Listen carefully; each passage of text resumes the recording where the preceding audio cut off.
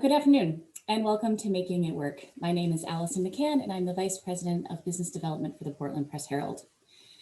Thank you for joining us today for our last Making It Work event for 2020 on this snowy Thursday. If this is your first time joining us, welcome. And if you'd like to catch up on any previous event discussions, you can find them on pressherald.com/events. Before we get started today, I'd like to thank our Making It Work sponsors. They are Cross Insurance, Harvard Pilgrim Healthcare, Katahdin Trust Company, and Memic. And now I'd like to introduce the Vice President of External Communications at Memic, Tony Payne. Welcome, everybody. This has been a terrific series, and I really want to thank, again, the folks at the Press Herald for convening particularly small business people across the state. As the state's largest workers' compensation insurance company, we actually insure more small businesses than anyone else, and the concerns of them are our concerns as well. And it's funny that today with the snow out and about, particularly in the southern area of the state, the focus of our efforts today are the same as they are every day, which is safety. And so we ask all of you to do your part in preventing slips, trips, and falls, which are the number one reason that people get injured at work.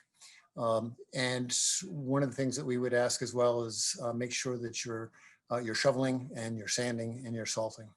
You have a great panel today. They are going to share their wisdom of what they've learned over the course of the pandemic. And the good news is spring's on the way. So we'll see you when the snow clears, and hopefully we'll all be out and about well vaccinated. Take care. Now I'd like to hand things over to our special projects editor, Carol Coltis. Take it away, Carol. Thanks, Allie. Welcome everyone on this snowy and blowy Thursday in December. It's hard to believe it was just about 8 or 9 months ago that we started talking to entrepreneurs and small business owners about how they were dealing with the pandemic. And at that time, we were all like, maybe it'll be a few weeks, a couple of months. But here we are, almost at the end of the year. And sadly, we're still dealing with this pandemic we're in the middle of a surge. There were 590 confirmed cases today. But there is some good news. There's a vaccine here now, and hopefully we will be able to ride this out and business can return to a little bit of what used to be considered normal sooner rather than later. So the panelists we have today were on Making It Work segments back in April or May, and they were talking about the ways that their businesses realigned in order to navigate this pandemic. And several of them said, we think we're doing it, we hope we're doing it, check back with us at the end of the year, we'll see how we do. So I'm taking them up on that invitation, and so I'm eager to hear how everyone has been doing and what they're anticipating for 2021. I do have to say though, we had a test run yesterday, and several of them said that they are exhausted, their emotions are raw. And so, if somebody's voice shakes or maybe a tear is dropped or an expletive, that's all okay. We want to hear about your experiences and what lessons you've learned and what you think going forward. So without any further ado, let me introduce folks. I'm going to begin with Mary Ellen Lindeman. Mary Ellen is a co-founder of Coffee by Design. And like so many of our panelists today, when the pandemic struck and the shelter at home order came down from Augusta, she had to furlough staff and scrambled to begin offering curbside service in order to keep business going. There are 5 retail locations plus the roastery, and the retail locations, except for the one on Diamond Street where the roastery is, all had to close. So Mary Ellen is here to talk about her experiences with the company and what they are anticipating in 2021. She's joined by Andrew Vogt, who co-owns the Hunt and Alpine Club in Portland, an acclaimed bar and restaurant. And their way of dealing with the pandemic when it first struck was to offer to-go specialty cocktails. that's sort of their stock and trade. And the state changed the regulations around alcoholic beverages, and they were able to do that, a service they expanded to include other kinds of provisions that they would packaging as like a backyard kit. So you could get drinks and other provisions if you were going to, say, have your family do a cookout. Also joining us today is Mike Alfiero of Harbor Fish. So Harbor Fish pre-pandemic, about 50% of their revenue came from retail and 50% came from wholesale.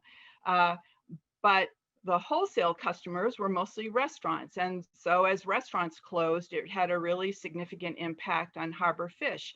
That company reacted to the pandemic by launching an e-commerce platform, which it hadn't had previously, as a way to sort of sustain some revenue going into this year, this exceptional year. Also, we have with us Krista Cole. She is the co-owner of Sir Lee, which is a delightful tapas and small plate restaurant in downtown Portland. Krista began collaborating with other people in the area and started to offer curated farmers market baskets with locally produced meats and cheeses and wines and coffees, and was able to continue to drive some revenue that way while we were dealing with the pandemic in its first blush.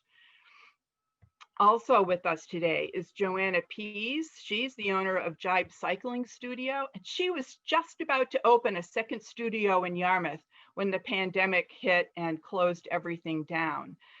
So she ended up offering taping cycling sessions and offering them on demand, renting out bikes to members so that they could continue to exercise through their on-demand service in their homes. She has recently reopened the Yarmouth and the Portland locations with all of these modifications. So it's a 25% capacity now. Each of the bikes has a plexiglass barrier. And so I'm anxious to hear what she has to say about lessons learned going forward. And finally, we have Vanessa Santorelli. In 2017, she started her business, Your Maine Concierge, which is like a one-stop shop for visitors to Maine. She would line up things like, whatever cultural things you were interested in seeing, or natural attractions, or the kind of restaurants you like, or the accommodations you prefer, so that all of that was taken care of as people were coming to spend time in Maine. As the pandemic took hold, our tourism business sort of came to a screeching halt. And so Vanessa offers two perspectives. One is her own as a small business, as an entrepreneur and managing this year, but also her connections throughout the state with innkeepers and hotel managers and restaurant owners give her a broader perspective. So that's our panel. And we're going to start things with looking forward. And that is, what lessons have you learned from this extraordinary year and are carrying forward into 2021? And Mary Ellen, I'm going to ask you to get the ball rolling, please. Oh, that's a tough bill to fill here.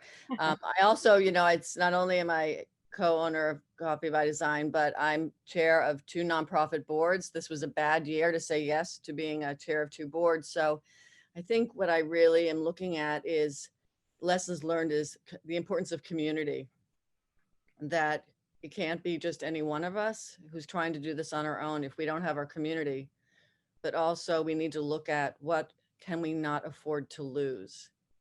And it is our small businesses. It is our nonprofits doing great work. We all want to be here in 2021, but the only way we can do that is by working together and really educating the customer that every time you buy from an online entity, and we won't name the number one people are buying from, you're taking away from your local community and keeping us vibrant. And what we have learned is we have to really meet the customer and our staff where they're at.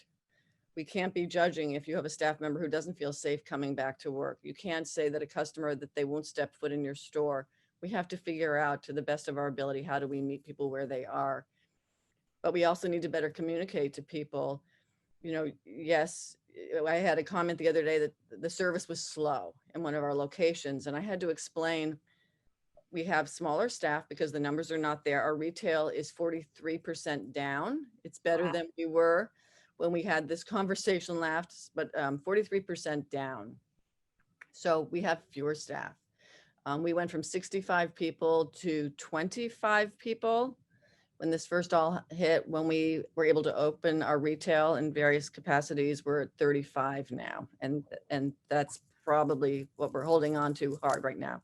But literally having to explain to the customer, we're trying to meet you where we can, but when you've got fewer staff and they're taking phone orders, they're doing curbside orders, they're doing online, and then there's a customer in front of them and they want to serve you well, please be understanding. They want to do a great job, but there's a lot to do, and that we're juggling all at once. So what I've learned is we need to constantly be communicating. And probably the biggest lesson I've learned with our staff is I thought I was doing such a great job every week sending emails out, all this detailed information about the business, the pandemic, take care of yourself. And what I realized lately is I had a very small, safely distanced meeting with one of our stores. They want to see one another. The emails are great, but everyone is so needing to see one another, and we have to figure out whether it's via Zoom or whatever moving forward. I have to do a better job of having people just visually seeing one another is important. But we're happy that we're here, but I think that the biggest lessons is we can't do it without community. We all need to really make sure the public understands what we are at risk of losing here, and just all the different ways that we have to be better communicating in a whole new world that none of us have ever lived in before. Great. So a focus on community and on communication. Who wants to jump in? Oh, go ahead, Andrew. You don't have to raise your hand, just jump in. Thanks, Carol. Appreciate it. I would definitely echo everything that Mary Ellen Lindemann was saying, that community is so essential to every small business, especially now. But I think also in communication is huge. Talking to our staff, talking to our customers, talking to each other about what we're doing and why we're doing it, and making sure that people understand what's going on, behind the scenes more so than they ever have. And the other thing that we've definitely learned is that there's nothing like a pandemic to make you want to be better at what you do and kind of make better choices now. There's a number of changes we've implemented this year since we initially closed on March 15th, that we had been batting around or talking about for years, and decided if we're not going to do it now, then we're not going to do it later. We've ramped up our health insurance offerings for our staff. We've increased people's pay so that everybody makes it at least $15 an hour. We've implemented some profit sharing and things like that. The stuff that we'd always talked about, but said we have a great team and we want to support them, and we want to make sure that the business is in a strong place going forward.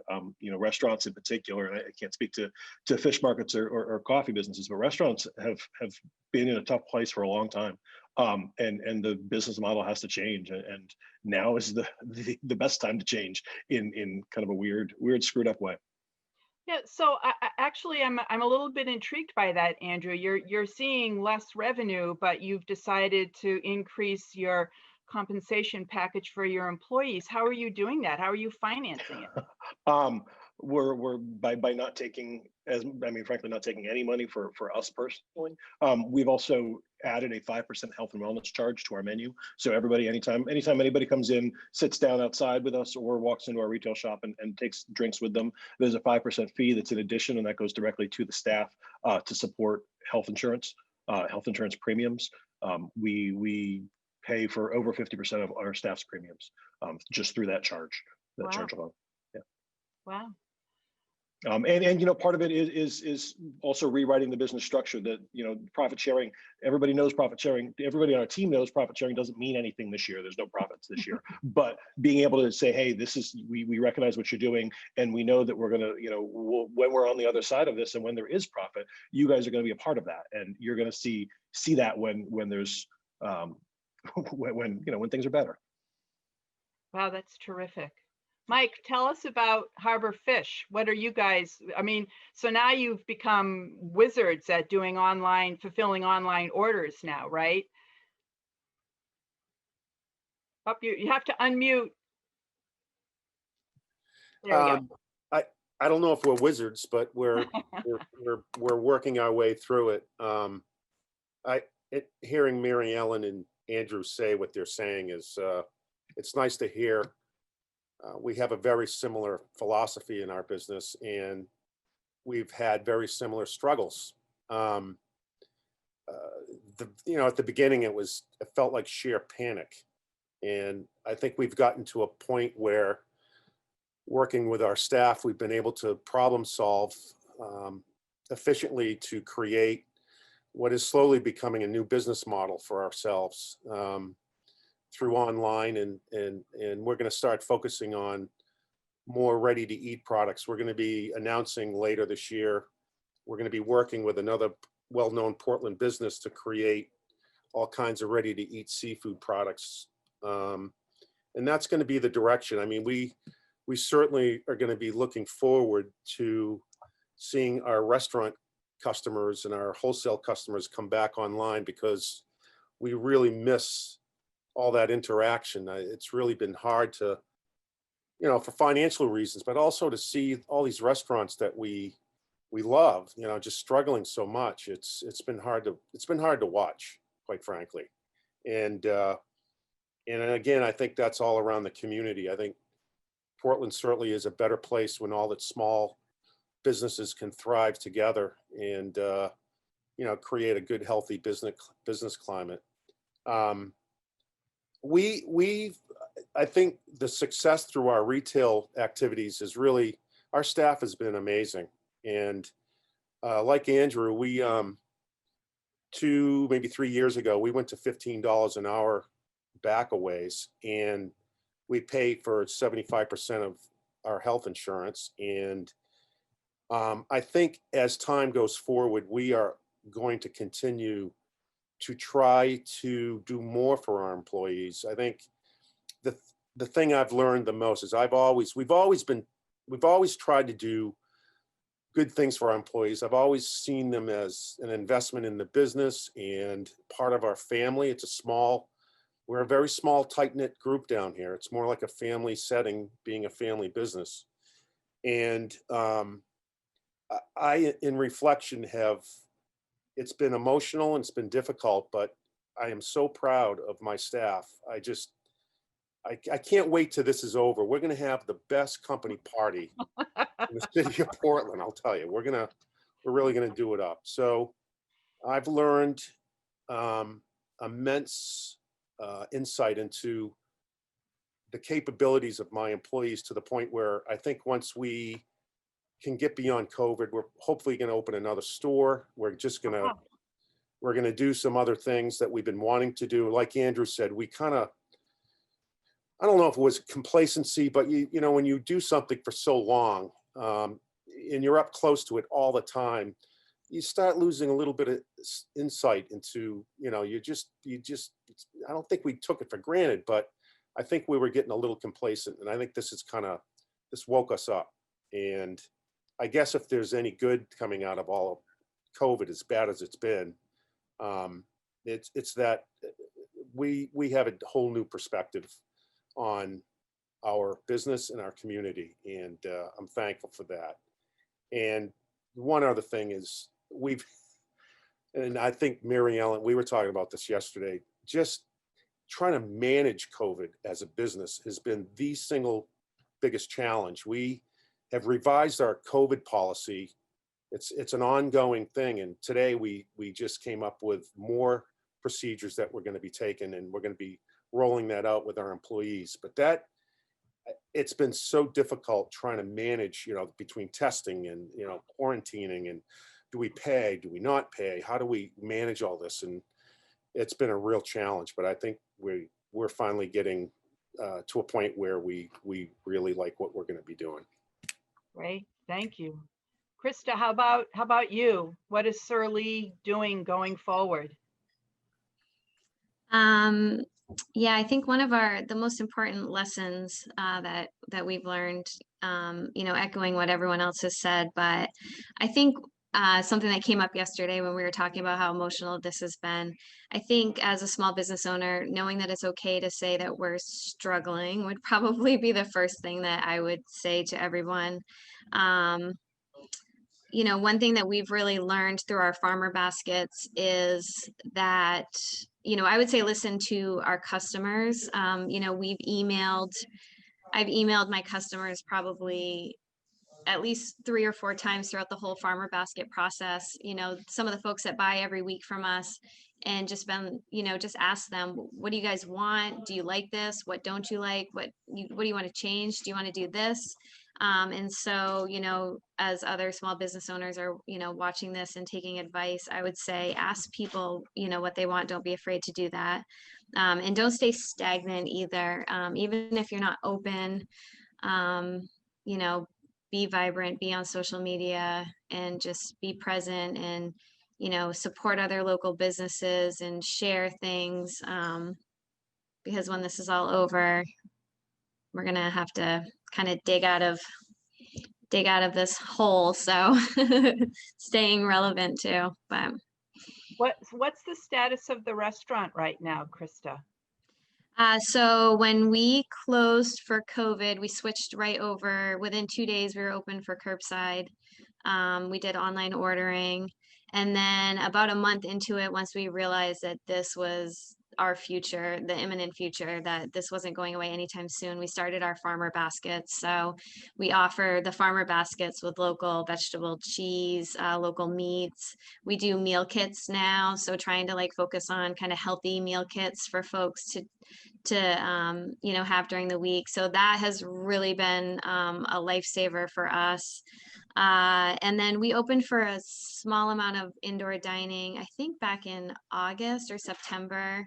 And that's just, we have so much space here. It's very small and very spaced out. And, we're just kind of taking that day by day. But, with the rise in numbers, indoor dining is not sought after right now. So it's not our main focus. So, Right. yeah. Great. Well, thank you. Yeah. Joanna, tell us how things are with Jibe. Yeah, so I've kind of figured out I'm never done pivoting. That was kind of the key word, I think, back in May. Yeah, so the last time we talked, we were doing all online on demand. I thought I was going to open on June 1st. And we ended up opening, I think, June 6th in Portland outside. I have great landlords, and they let me take over. Some of you probably saw us in the parking lot behind the Free Street space. Krista probably waved on her way by. So we started outside in Portland. We used kind of silent disco headphones, which were awesome. And then we opened our Yarmouth studio 3 months to the day that it should have opened outside as well. Yeah, so that was great all summer. People were super happy. And then obviously weather changes, you have to pivot again. So we actually ended up partnering with Portland House of Music. They've been closed since the shutdown. And we worked with them. We needed more space to create more distance. And so we started classes with them in October. We did also move our Yarmouth studio back inside in November. Anyone who goes in, it looks like a spaceship. We've got plexi in the front, to the sides. And we actually ended up doing that to our Free Street studio as well. So it's been, yeah, it's been nuts. I started this pandemic with 1 studio, and I feel like right now we have 3. And it's just a constant communication, I think, is key. I mean, it's communicating with my employees. It's constantly communicating with our riders. Similar to restaurants and bars, gyms have gotten a really bad rap. And it's crazy that the data from 9 months, transmission rates in gyms are 0.04%, some of the lowest actually in any public space. But it's really about educating our riders, also educating them when the mask mandate came down. We were wearing masks until we were on the bike and working out, but now we're wearing masks all the time, which, it's only making our riders stronger, but it's been a constant pivot, constant communication with riders. And then on my part, it's been a huge test in patience and understanding, because I need to understand that there are, probably over 75% of our typical riders who are just not comfortable being in studio right now. And I have to be okay with that, which, is as a person who's on stage all the time, it's one of those, well, they don't like me anymore. But I think it's been good and bad. And, it's something we're just constantly working through. I'm really hoping we're kind of on the upward swing. So. Great. And Vanessa, tell us, what are the lessons that you have learned now as we close out 2020? Well, thank you so much for letting me participate in this panel discussion. So it has been a really tough year for my business and for all of the partners that I work with throughout the state. And every time one of those partners has had to shut their doors, be it temporarily or permanently, it's really been sort of soul crushing each and every one of those times that you hear about those things. So in addition to the tailored sort of travel experiences that I curate for my customers, I think like all of the others on the panel, I had to change my business model and enhance other aspects that I didn't necessarily plan to.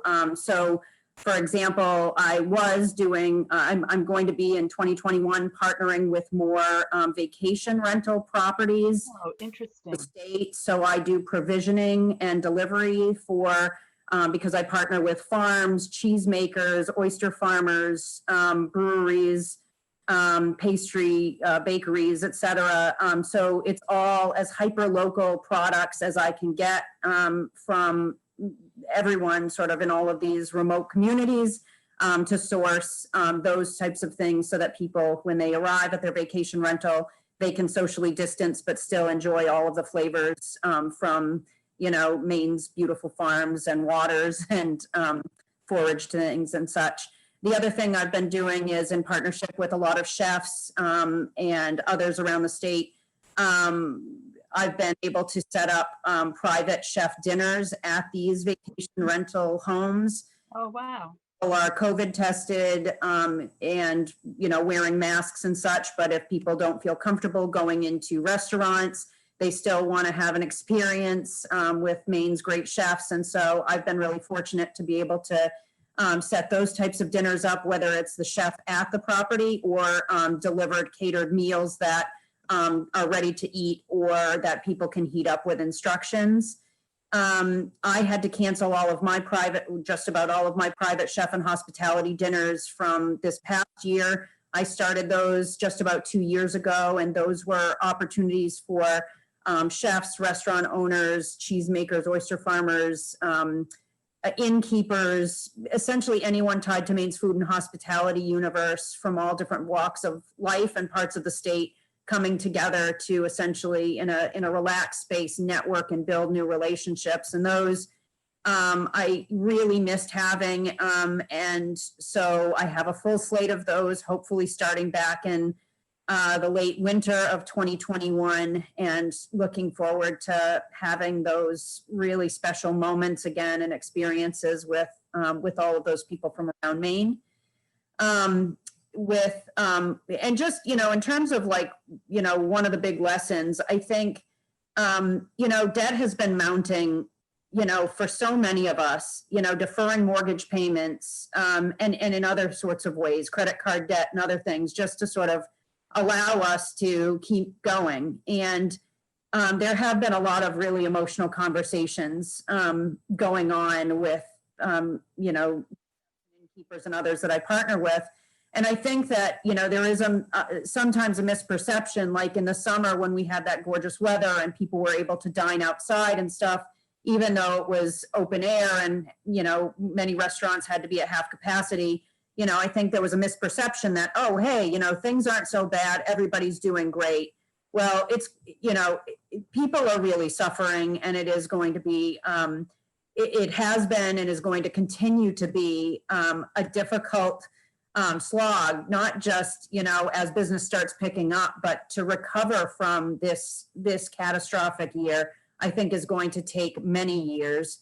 And so, I guess, and I'll just wrap up with this. One of the things that, I do through my social media and I see more and more people doing, which is really encouraging, is, if somebody drinks a coffee by design, that they're posting, having a cup of coffee and saying, at Coffee by Design, having this cup of coffee, buying cookies from this artisanal cookie shop, Sweet Monkey Business up in Belfast.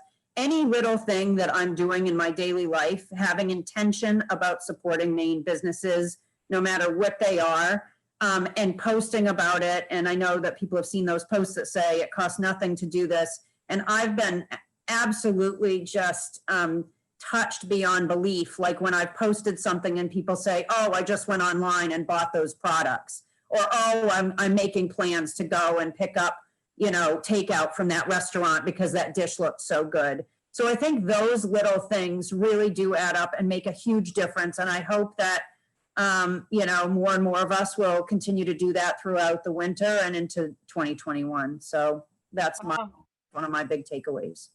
Well, thank you. And, kudos to you all. You're all still standing and you all have plans for 2021. I mean, that in itself is an achievement. Something you said, Vanessa, makes me want to bring up this next question about what you were saying about debt. So there was help with financial aid that came from the federal and the state governments. As of right now, Congress is still, it has not settled on a new stimulus package, although one is expected by the end of the day today. I know from our conversations last spring that the aid that was offered really wasn't specific, that wasn't that helpful to people in the food and beverage industry. So my question is, what kind of assistance would be helpful? Or if you want, what assistance was most helpful that you availed yourself of, but what do you wish had been offered? They're talking about reviving the PPP loan program, but on a smaller scale.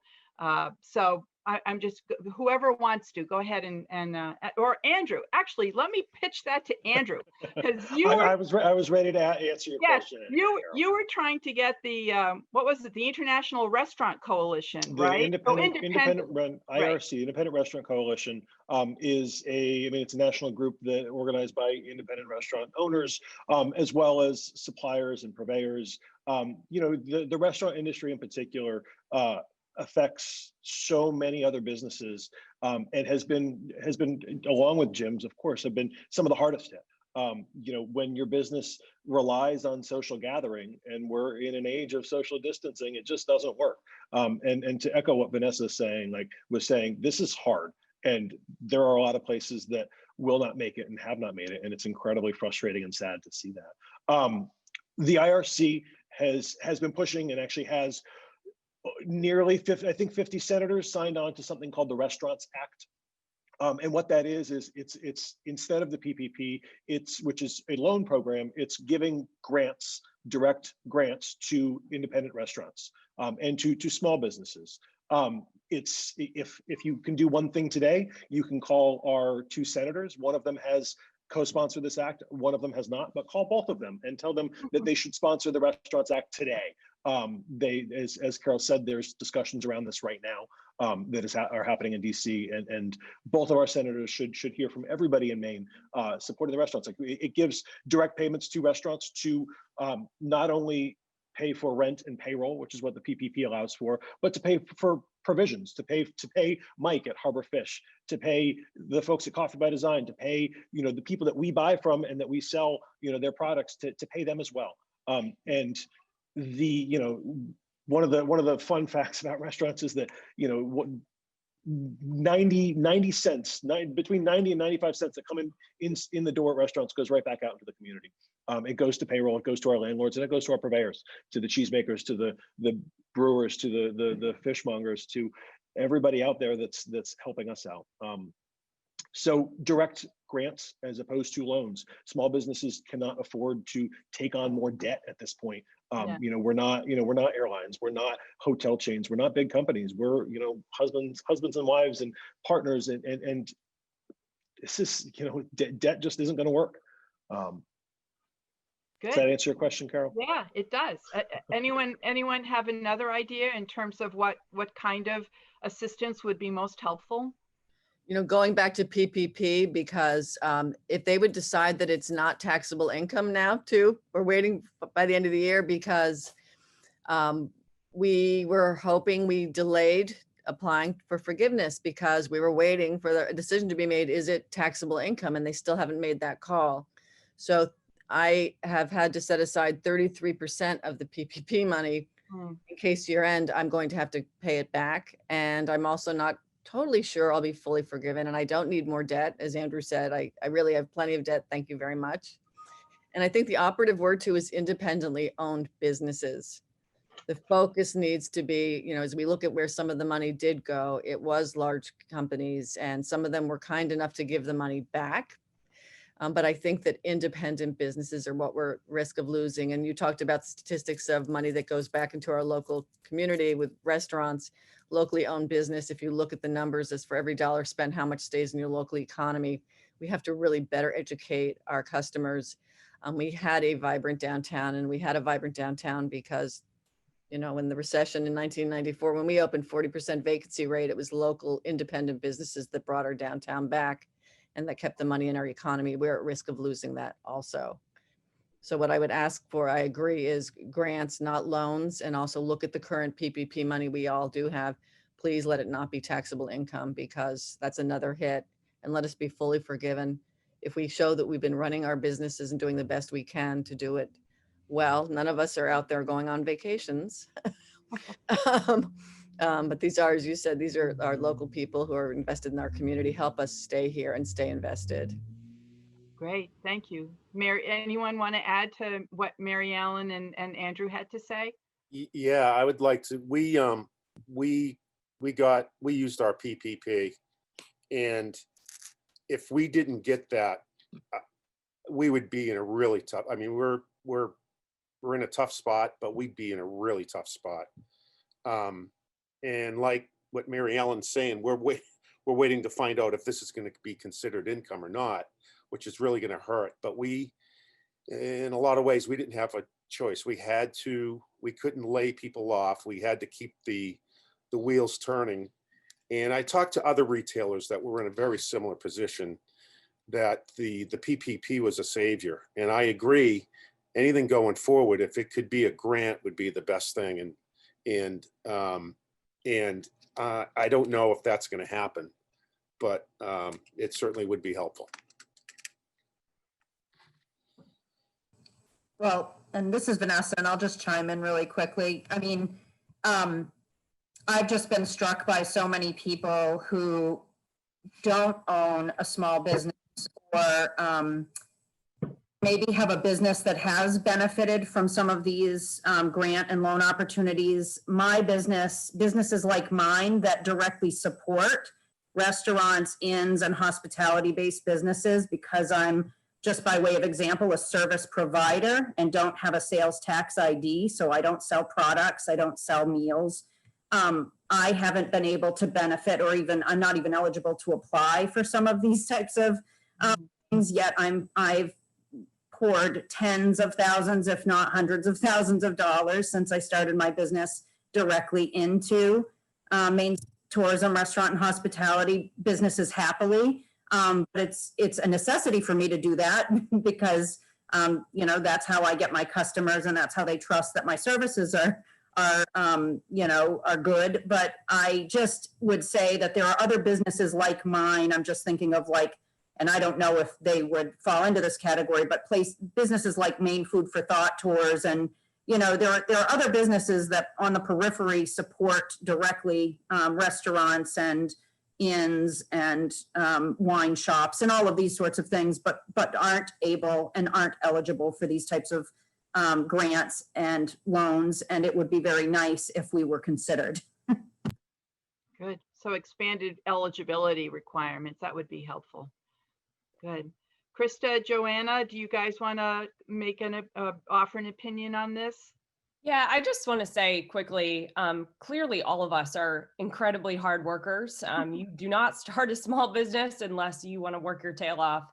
And I think one thing that is so important to understand for people who don't own a small business is we so desperately want to work. I mean, we don't want to take money. But at this point, you know, our hands are tied. It's a national pandemic. We're doing everything that we can to keep our community safe.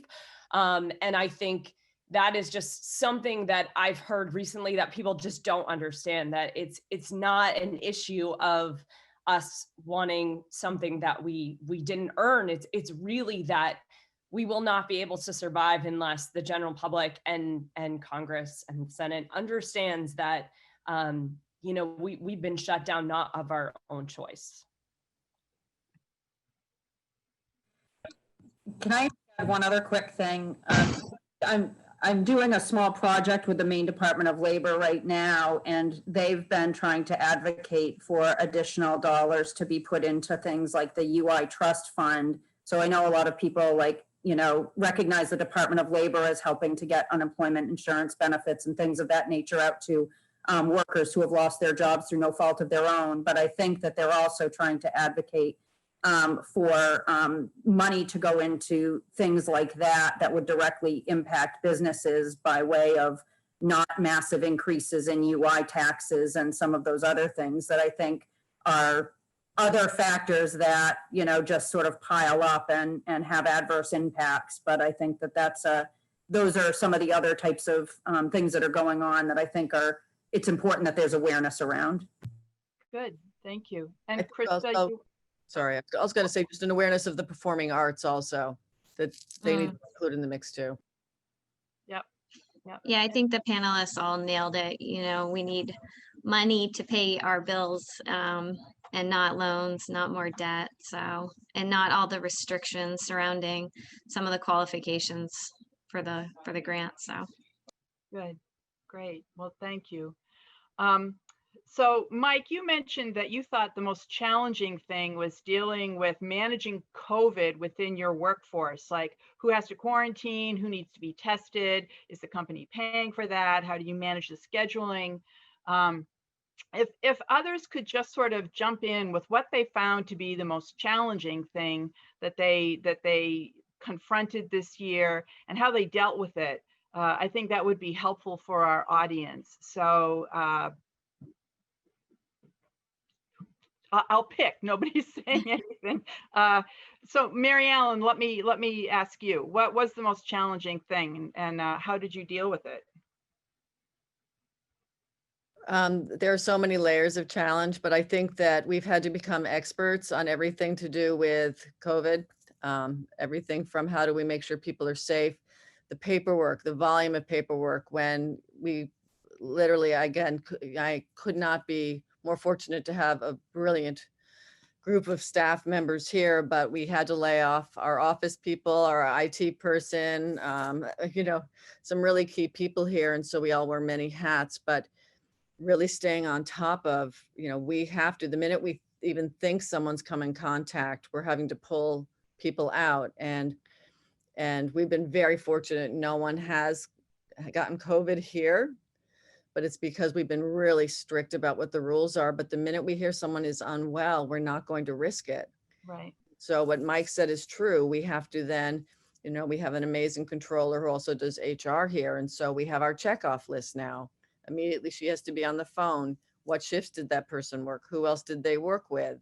You know, do we pull that entire team out? We have to make sure confidentiality. We cannot discuss if we've pulled someone out to go get tested Right. because of their privacy rights. And so all of a sudden you have a whole team you have to pull out, but the store is open. And so we're stretching everyone. And then we have to make sure that, yes, of course they need to be paid because of the medical leave laws now. And so how do we make sure that that's documented? And that's additional paperwork that has to be filled out. Right. So in the course of just trying to open the doors every day and make sure everyone is safe and the numbers work. And one of the thing, and I'm so proud of everyone on this panel. I don't think anyone here is compromised on their values at all. It's about the people who work with us are, you know, we want to make sure everyone is safe and happy and healthy, but we have to actually make money to keep everyone employed. And the quality of what we do is so important. And no one here has compromised in a very difficult situation, but we've had to become accountants, and we've had to become lawyers, and we've had to become amazing HR people. And yes, we have those resources, but they all cost us money. I'd love it if there'd be a grant just to handle, you know, could I have professionals that I'm not paying for constantly? My bills just in the legal resources are skyrocketing at this point. Yeah. I'm afraid to see my accounting bill at the year end. And yet we need these people to make sure that we're doing everything the right way. We want to make sure we're following the laws, but the bills at the end of this year are going to be staggering just in that arena. Yeah. So the challenge is we're becoming experts in many things, but we'd really love to all just get back to doing the work that we love. Great. Yeah, I'm sure that you're speaking for everyone when you're talking about just trying to handle the administrative aspects of keeping a business functioning during a pandemic. I don't know if anyone else wants to jump in on that question, but I would like to ask you guys, and maybe we could do this as kind of a lightning round. What are you most proud of? I mean, it is remarkable that you're all here and you're all still functioning and providing jobs and contributing to the economy. So I would be proud just to be around, just to be still in business. But what are you guys? And if we could, I know we're getting close to when we need to change over to questions from the audience. So if we could just sort of do this as a lightning round, that would be great. I'll jump in first. At Surly, we're proud of our farmer baskets. I was doing a really good job in the beginning months of keeping track of how much we've been able to purchase from other local vendors. And I think when I did my last count 5 months ago, it was somewhere around $45,000. And I bet we've been able to purchase 80 and 90, close to $100,000 worth of local products just by selling our farmer baskets and filling them with local things. So that's one of my most proudest moments for sure. And a benefit to everyone that you work with, right? Yeah, that's terrific. Yeah. I'll say, I'm proudest thing for me is my staff and how they've responded. And Mary Ellen illustrated very, very accurately what it's like dealing with COVID as a business, the paperwork, the way that it changes, it's constantly changing, and trying to keep up with it. As I'm a fishmonger. We're fishmongers. I mean, I got to start trying to figure out how to manage a pandemic, and feeling responsible for 38 employees who are looking to you to give them direction. It's been really tough to do, but the way my staff has responded from top to bottom, everybody, in particular, my HR person, Laura, who has had to manage all the COVID stuff, all the, the PPP applications, and on top of all the other work she's doing, she's been amazing. And my nephew, who got our website up and running, and all the staff that is, coming into work, worried about COVID and just doing amazing things. I'm so proud of them, and that's what I'm most proud of. Great. I'll jump in.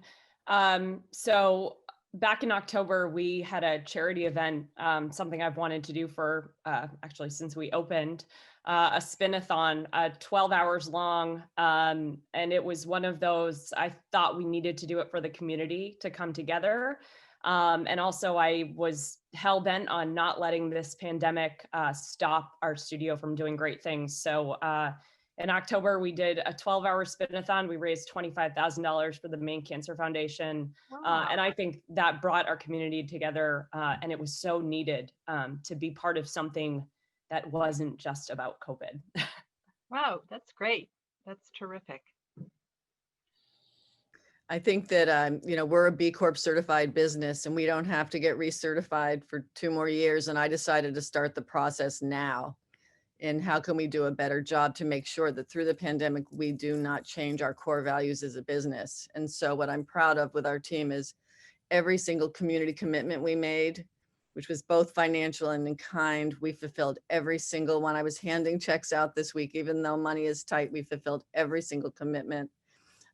We're very engaged with the immigrant community through Immigrant Welcome Center and Portland Ovations and Indigo Arts Alliance. And I want to make sure that we're proud that when times get tight, we stretch ourselves as far as we can, because I don't want to be the last one standing. I want everyone standing by me, and that we all are ready to open our doors wide when we can safely and be there together. So I'm proud of the team here who have helped us make all of that. They understood that when we give back to our community, and they've been willing to allow us to give, and that we've maintained their benefits and pay. So Trisha, who does all of the documentation and numbers here, and Jeremy, who heads up the roastery, and Kevin in our retail location, and my business partner, Alan, and my 16-year-old daughter who started working this year because no one else would come to work, that she believes in our business and says we're doing the right thing. I'm so proud of everyone here that they believed in a dream that started 26 years ago, and it may look different next year. It will look different. Retail won't be the same, but that they all believe in ultimately the core values of the business is it's not just about us. It's about the power of we. It's about all of us working together. We'll do great things, and we'll be here again in 2021 stronger than ever. Oh, that's so inspiring, Mary Ellen. Thank you. Andrew, what are you most proud of? I think kind of to pick up on what Mary Ellen was just saying, I'm most proud that we have, as a business, have become closer, have come closer this year to the business that we want to be. That we've started paying people even more, making sure that they're making livable wages. We've bumped up our health insurance offerings. We've implemented profit sharing. All of these things, again, as I said earlier, the stuff that we talked about and said, yeah, this is a good idea. How do we do that? We've figured out how to do that. And we've moved closer to, there's always more things that we can do better. But I'm really proud of the work that we've done amidst all of this. And just to pick up, Carol, and you'd asked what the most challenging thing was before. I think Mary Ellen said it very well. One thing I would want to add is simply that every small business owner in this country has been asked to become a public health official and an expert in public health, which is not how things should have been. And that was one of the most toughest parts for us, for a lot of restaurant owners in particular, was just getting a handle on the public health picture, and how quickly it changed and how much we just did not know and had to make choices anyway. Right. Vanessa, how about you? You're proud to be participating even though you're wearing a hat and coat, right? Well, I came in from shoveling, so that's why I look like this.